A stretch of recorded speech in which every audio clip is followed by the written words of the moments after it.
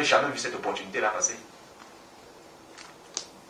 Quand je finis un jour, un ami m'appelle, il me dit, bon, comme tu es toujours dans ton travail là, bon, je ne sais pas si ce boulot peut t'intéresser. Je dis, mais de quel travail tu parles? Il me dit, mais je sais que tu es de l'autre côté là-bas et que tu es bien, machin, tout le truc. Je dis, non, moi je suis plus là-bas. Il dit, ah bon? Il dit, oui, moi je suis free, je suis disponible.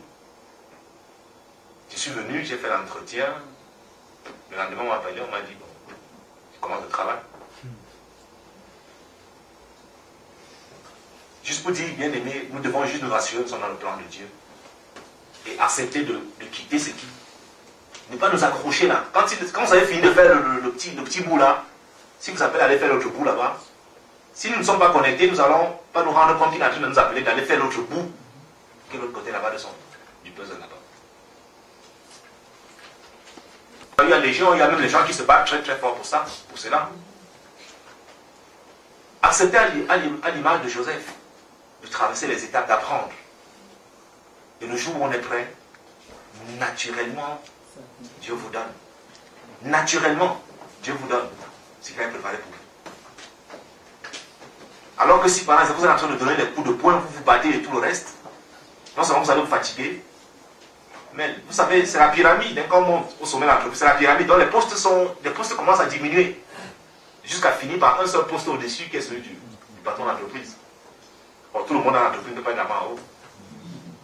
C'est pas possible. Même si vous êtes tous forts, tout le monde, à un moment donné, il n'y a qu'une seule personne là-bas en haut.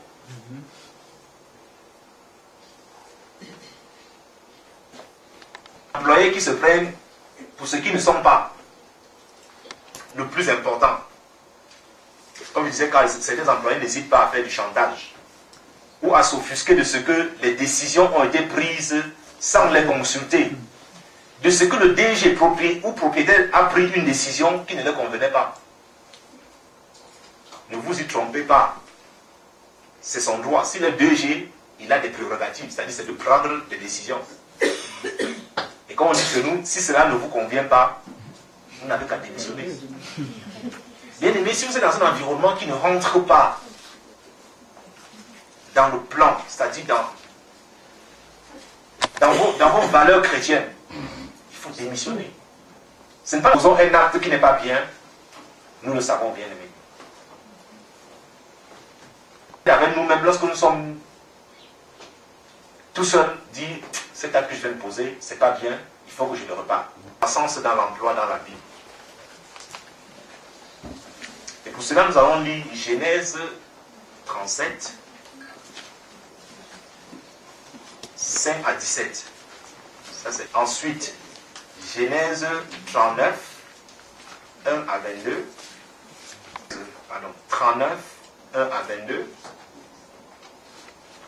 Ensuite, Genèse 41, 37 à 44. Naturellement, comme disait quelqu'un encore, Dieu écrit droit avec des lignes courbes. Il a eu plusieurs occasions pour s'accrocher. Il aurait dit à la femme de Potiphar, oh bon, vraiment, là si je refuse, ça veut dire que je vais perdre ce privilège que j'ai. Ou machin. Non, il est resté dans la volonté de Dieu. Il accomplit sa mission jusqu'au bout. Il ne trouve pas ses frères. On lui dit, ah, ils sont allés à Dothan, il les suit. J'ai essayé de regarder dans la Bible le péché. Et il est fidèle même dans l'épreuve. Il ne se détourne pas. C'est difficile, il est en prison et tout. Mais il est fidèle. Patient. Nous nous rendons compte que c'est 2 ans après que son coprisonnier se rappelle de lui. Cela dit, bon, moi, quand tu me payes tant, avant que je te dise ce qui va se passer.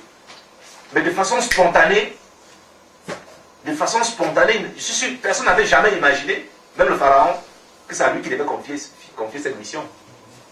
Mais tout de suite, par l'inspiration, il donne la proposition qu'il faut.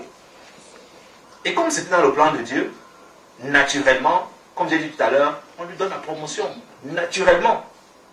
Il n'a pas besoin de chercher des supports à gauche, à droite, aller chercher telle personne pour qu'on intervienne auprès de Pharaon. Non. De façon naturelle, on l'a donné, il est même surpris. c'est beaucoup plus long au verset, dans Genèse 45 au verset 5, lorsqu'il rencontre ses frères, il pardonne. C'est qu'il faut rester dans la volonté de Dieu. Il faut accepter de construire sa pièce de puzzle. Si on peut retenir quelque chose.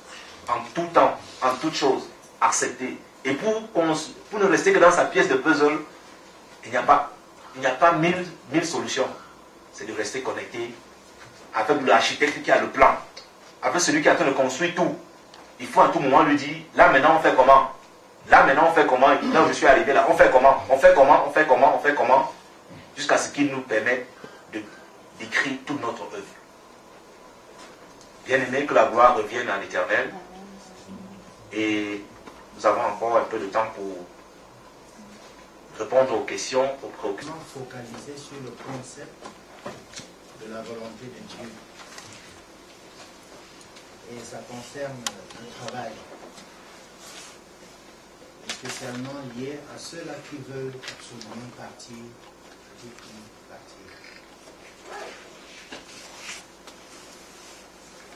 Surtout dans le contexte africain. Le travail est devenu rare.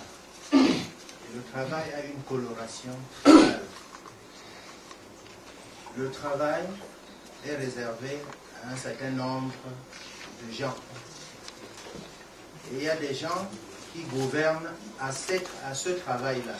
C'est-à-dire, allons-nous faire pour inculquer dans la tête de l'homme africain, et encore plus dans la tête de l'homme chrétien, parce qu'il y a vraiment des chrétiens. Parmi nous, il y a des chrétiens, vraiment,